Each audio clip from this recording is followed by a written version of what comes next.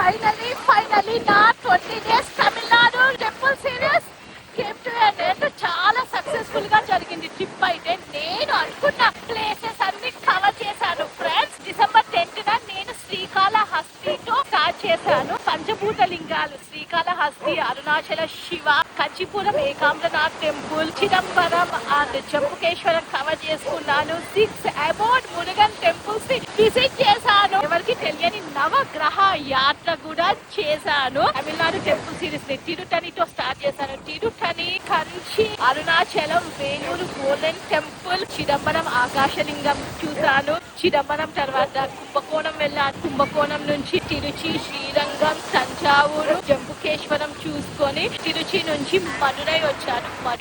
మదుర మీనాక్షి అమ్మవారిని దర్శనం చేసుకున్నాను.